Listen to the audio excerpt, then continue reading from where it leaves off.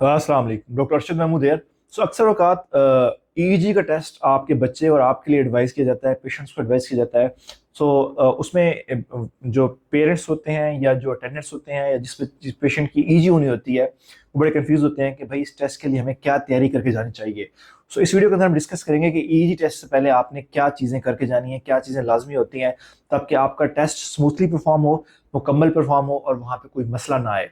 Easy test basically test है जो most commonly epilepsy की केसेस में यूज़ किया जाता है कि पेशेंट में अगर एपिलेप्सी हो या सस्पेक्टेड एपिलेप्सी हो तो हम ये टेस्ट एडवाइस करते हैं।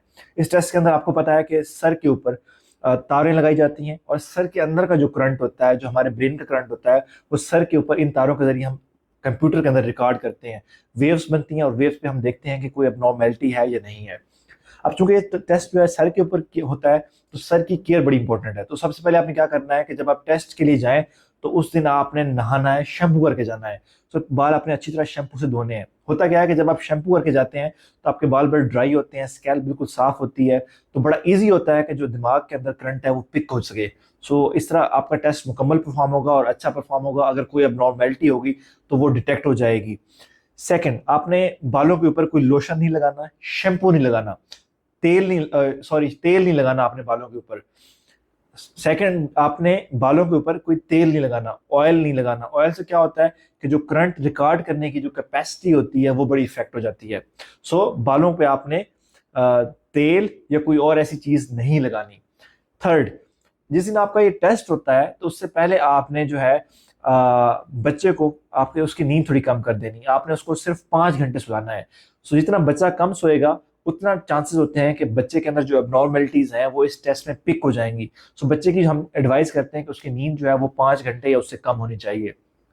फोर्थ इंपॉर्टेंट पॉइंट ये है कि हम एडवाइस करते हैं कि बच्चे का जो है उससे पहले या बड़े में जो जिसमें टेस्ट करवाया जा रहा है वो कैफीनेटेड ड्रिंक्स ना ले, वो कॉफी चाय ना पिए, क्योंकि अगर कॉफी चाय पिएगा तो उसका टेस्ट के ऊपर असर पड़ता है। एक और बड़ा इंपॉर्टेंट पॉइंट होता है कि कुछ लोग जो है वो इस टेस्ट से पहले अपने बाल शेव करा के आ जाते हैं। अपने बाल शेव नहीं कराने। रीजन क्या है कि जो हम इसमें सर पे इलेक्ट्रोड लगाते हैं वो एक पेस्ट के जरिए चिपकाते हैं। अगर आपके बाल नहीं होंगे तो वो इलेक्ट्रोड्स वहां चिपकते नहीं हैं, तो प्रॉपरली वो फिर तारें हिल जाती हैं और आपका टेस्ट रिकॉर्ड नहीं हो पा।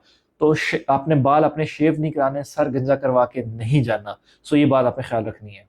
मैं समराइज करता हूँ कि आपने इस टेस्ट से पहले सुबह के टाइम अपने बाल शैम्पू करके आने हैं, अच्छी तरह धो के आने हैं। अपने बालों के अंदर तेल इस्तेमाल नहीं करना। आपने सर के बाल शेव नहीं कराने, गंजा नहीं करवाना। आपने उस रात जिस जिस दिन टेस्ट होगा उससे पहली रात अपनी नींद कम कर देनी है। बच्चे हैं तो उनको उनकी जो नींद है वो 5 घंटे तक होनी चाहिए मैक्सिमम। उस सुबह या रात को आपने कोशिश करनी है, जिस दिन टेस्ट ये परफॉर्म किया जा रहा है उससे सुबह, उसकी सुबह को या पिछली रात को आपने कॉफी, चाय या कॉफी या कैफिनेटेड जो ड्रिंक्स होते हैं उनको अवॉइड करना है। अगर आप ये चीज़ें करेंगे तो मैक्सिमम चांसेस हैं कि आपकी एबनॉर्मेलिटी डिटेक्ट होगी। और अगर आपका टेस्ट नेगेटिव है तो उसमें जो है मैक्सिमम चांसेस होंगे कि आपका जो टेस्ट रिजल्ट है वो ठीक है, वो अच्छा है और आपको दोबारा टेस्ट कराने की जरूरत नहीं पड़ेगी। Thank you.